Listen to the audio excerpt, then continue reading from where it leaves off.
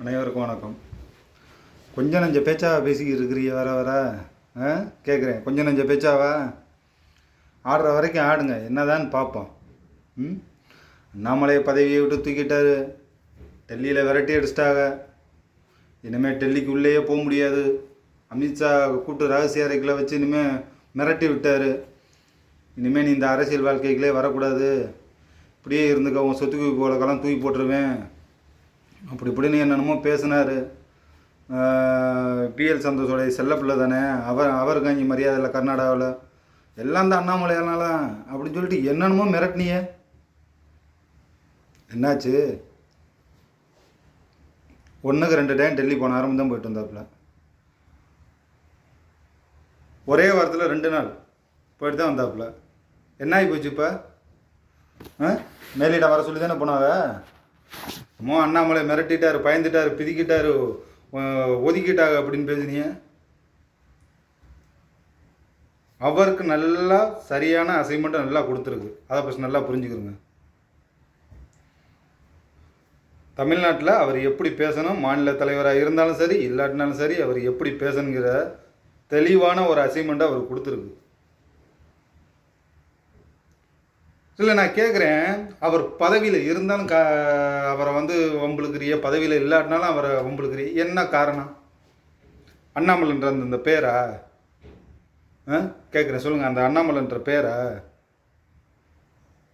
இன்றைக்கி அண்ணாமலை இல்லாட்டினா யாருமே இல்லையா இங்கே? அவரை வச்சு தான் எல்லாருமே ஓட்டிட்டு போகணுமா என்ன? எந்த மீடியா எடுத்தாலும் அண்ணாமலை கட்சி பதவியிலேருந்து நீக்கப்பட்டார், டெல்லியிலேருந்து விரட்டப்பட்டார், அமித்ஷாவே சொல்லிவிட்டார். எல்லாரும் நம்ம போய் பார்த்தோமா? இல்லை, நீங்களாம் போய் பார்த்தீங்களா? யாருமே இல்லைல்ல.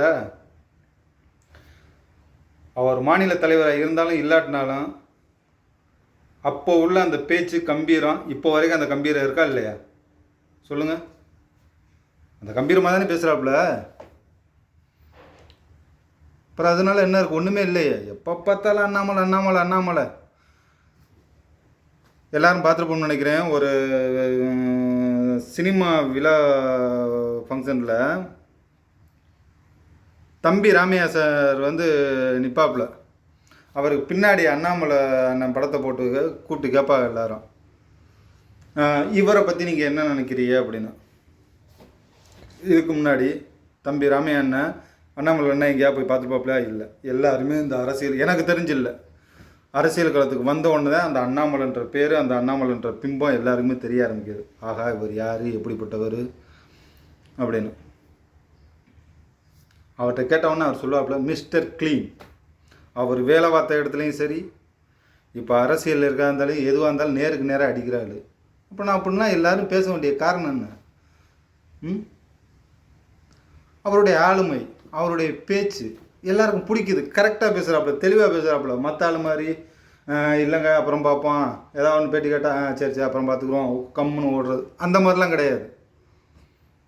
இன்றைக்கெல்லாம் சொல்லப்போனால் நடிகர் விஜய், தாவேகாவுடைய தலைவர், அவரெல்லாம் இன்றைக்கி ஏதாவது பேசியிருக்காப்லையா? ஒரு கட்சி தலைவர் ஆகிட்டார், ஏதாவது ஒரு மீட்டிங் பேசுகிறாரா? கிடையாது. எனக்கு தெரிஞ்சு ஒரே ஒரு பேட்டி என்னமோ கொடுத்தாரு. அதுவும் எப்போ? திருச்சியில் இருந்து கரூர் போகலன்னு நினைக்கிறேன். அந்த மீட்டிங் அப்போ நான் என்னுடைய வேலையை பார்க்க நான் கொடைக்கானல் போகிறேன், நீங்கள் உங்கள் வேலையை பார்க்க போங்க, வண்டிக்கு பின்னாடி வராதிய, வீலிங் பண்ணாதிய, அது மட்டும்தான் கொடுத்தாரு. ஒரு அரசியல் தலைவர் இதை மட்டும்தான் பேசுவாரா? இன்றைக்கி சொல்லப்போனால் அவருடைய தாவேக்காவில் இருக்க ஒரு நிர்வாகி, ஒரு பெரிய பதவியில் இருக்காங்க, அருண்ராஜ் என்கிறவர், அவர்லாம் இன்றைக்கி அண்ணாமலை பற்றி திட்டுறாரு. கம்முன்னு இருக்க வேண்டிய இடத்துல இருந்திருந்தால் அவர் இன்றைக்கி இருக்க வேண்டிய இடத்துல இருந்திருப்பாருன்னு. என்ன அவர் கம்முன்னு தானே? ஆமாண்ணே, கம்முன்னு இருந்திருக்கணும்ண்ணே. உங்கள் பேச்சுக்கே வரண்ணே, கம்முன்னு இருந்திருக்கணும்ண்ணே. ஆனால் நீங்கள் எல்லாம் கம்முன்னு தானே இருந்தீங்க. என்ன பண்ணுறது, நம்ம ஒன்றும் புரியாமல் போய் தானே இருந்தீங்க. அவர் தானே பேசுனது, கம்முன்னு இருந்திருக்கணும்ண்ணே. சொன்னது கரெக்டு தான், கம்முன்னு இருந்திருக்கணும். இருக்கிற இடம் தெரியாது. இப்போ அவர் எங்கே போயிட்டார்? இல்லை இப்போ எங்கே போயிட்டாருன்னு கேட்குறேன். இங்கே தானே இருக்கார், தமிழ்நாடு பாலிடிக்ஸில் தானே இருக்கார். ஆனால் அவர் நினச்சிருந்தா டெல்லி பாலிடிக்ஸுக்கு எப்போவோ அவர் போயிருக்க முடியும். அவரை வந்து டெல்லி தலைமை எப்போவோ அழைச்சிருக்கு. அவரால் போயிருக்க முடியும். நல்லா புரிஞ்சுக்கோங்க, அவரால் போயிருக்க முடியும். ஒரு ஐபிஎஸ்ன்ற வேலையை விட்டுட்டு வந்து தமிழ்நாட்டு மக்களுக்காக, உங்களுக்காக, எனக்காக, எல்லாருக்கும் தான் உழைக்கிறாங்க. சொல்லப்போனால் நீங்கள் அவர் சொல்கிறீங்களா கம்முன்னு இருந்துக்கணும். ஏன் நீங்களும் சேர்ந்து உங்களுக்காக சேர்த்து தானே உழைக்கிறாரு, எல்லாம் நீங்களும் சேர்ந்து அவங்களோட போராடுங்களே. நீங்கள் அப்படி எந்தெந்த விஷயம் உங்களுடைய வந்து சொல்லப்போனால் நீங்கள் வந்து ஒரு கட்சி நிர்வாகியாக இருக்கீங்க, பெரிய கொள்கை பரப்பு செயலாளராக ஓகே இருக்கிறீங்க. ஏன் அப்படி எந்தெந்த விஷயத்துக்கு வந்து நீங்கள் வந்து மக்கள் முன்னாடி போராடிட்டியா? நண்பா நம்பி அப்படின்னு சொல்லிட்டா மட்டும் போதுமா? உங்கள் தலைவரை தவறாலாம் நான் பேசலை. எந்தெந்த விஷயத்துக்கு வந்து பேசியிருக்கீங்க சொல்லுங்கள். 3 மாநாடு, நான் பெரிய ஹீரோ, நான் மாஸ் ஹீரோ, நான் போய் அப்படி நன்னாவே தேடி பல லட்சம் பேர் வருவா. ஆனால் நானும் ரசிகன் தானே உங்கள் தலைவர் விஜய்க்கு. உண்மையிலே சொல்கிறேனே, நான் ஒரு ரசிகன். அதை ஃபஸ்ட்டு தெரிஞ்சுக்கிறேங்க. அக்கா ஓட்டு போட என் கேட்டால் போட மாட்டேன். அவர் எந்த இடத்துல ஒரு நடிகரா, நல்ல டான்ஸ் ஆடுறாரா, நல்ல நடிகராக ஒரு 2.5 மணி நேரம் வச்சு பார்ப்பேன் அவரை. அந்த படம் முடிகிற வரைக்கும் தலைவான்னு கற்றுவேன். அதுவும் தொண்டைகளையும் கத்த மாட்டேன். ரசிப்பேன். ரசிப்புத்தன்மை எல்லாருக்கும் இருக்குது. அதே போல் அரசியல் களத்துக்குள்ளே வந்துட்டா நீங்கள் வந்து மக்களை சந்திக்கிறதுக்கு வந்திருக்கிறீங்க. அப்போ நீங்கள் வந்து மக்களுக்கான அந்த என்னென்ன விஷயங்கள் எதுக்காக மக்கள் போராடுற எல்லாத்துக்கும் பேசணும். எதாவது பேசுனீங்களா? நான் கேட்குறேன். எதையுமே பேசலை. அதான் அண்ணாமலை தான் கேட்டாப்பிள்ளையே, திருப்பரங்குன்றத்துக்கு விஷயத்தில் ஒன்று ஆமான்னு சொல்லு, இல்லைன்னா இல்லைன்னு சொல்லு. எல்லா மக்களும் போராடுறா இல்லை, ஒன்று ஆமான்னு சொல்லு, இல்லைன்னா சொல்லு. நீ வந்து எங்கிட்டு போகாமல் நடு ரோட்டில் தான் நிற்பானா, ஒன்று இங்கிட்டு ஓடு இல்லைன்னா இங்கிட்டு ஓடு. நம்ம நடுவுலேயே நின்றுக்கிட்டு எல்லாத்து ஓட்டையும் நம்ம வாங்கிக்கிறோம். ஏன்னா நம்ம பெரிய சினிமா நடிகர், நம்மளை பார்க்க எல்லாரும்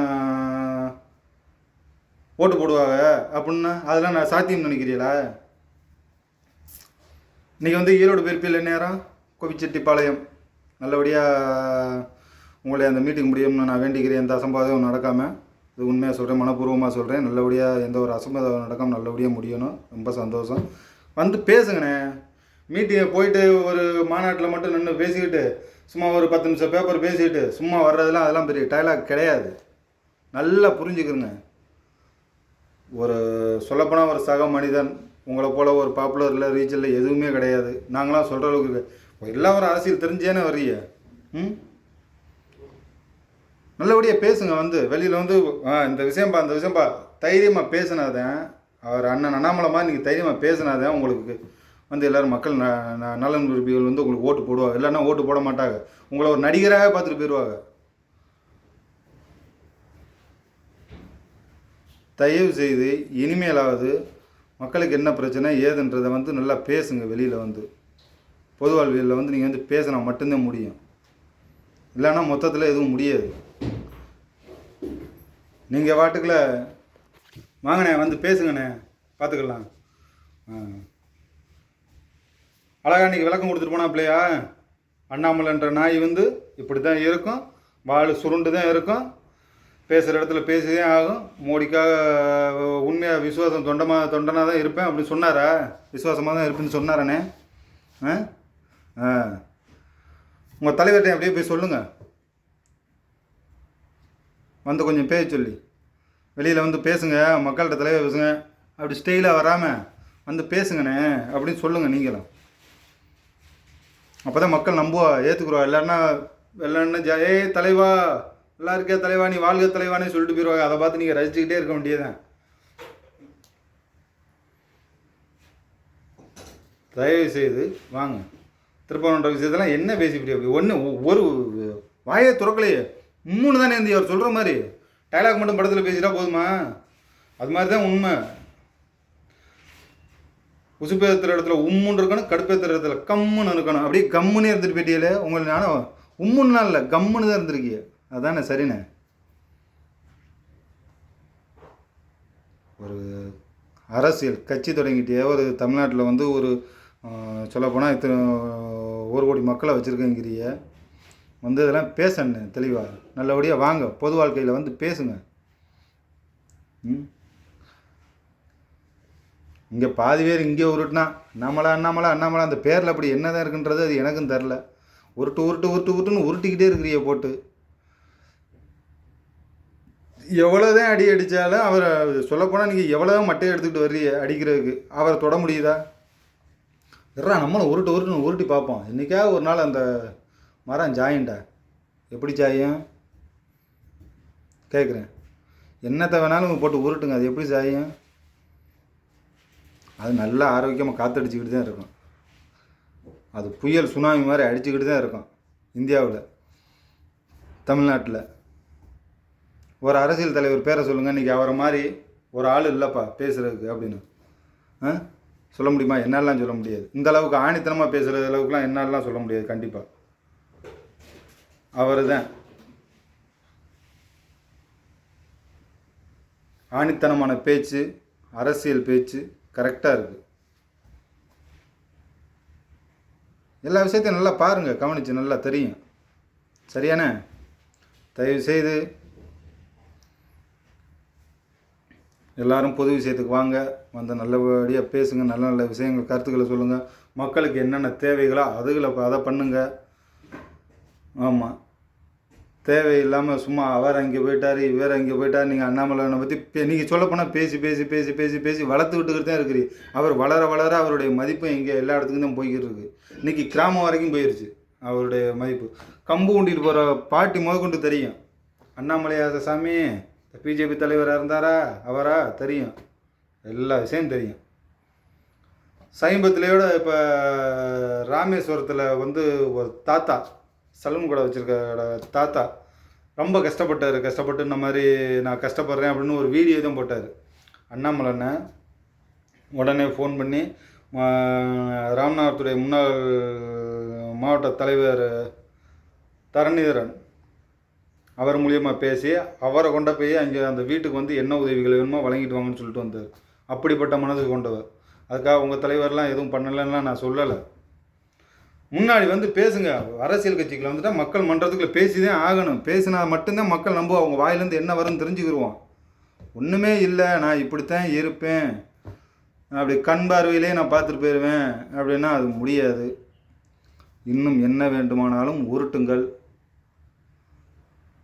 அண்ணன் அண்ணாமலையை பற்றி என்னண்ணன் எங்கள் அண்ணன், அவ்வளோதான். அவர் என்ன சொன்னாலும் எதுக்கும் கலங்க மாட்டான். நீங்கள் என்ன ஸ்டேட்மெண்ட்டு கொடுத்தாலும் இதை பற்றி நாங்கள் கலங்க மாட்டோம்.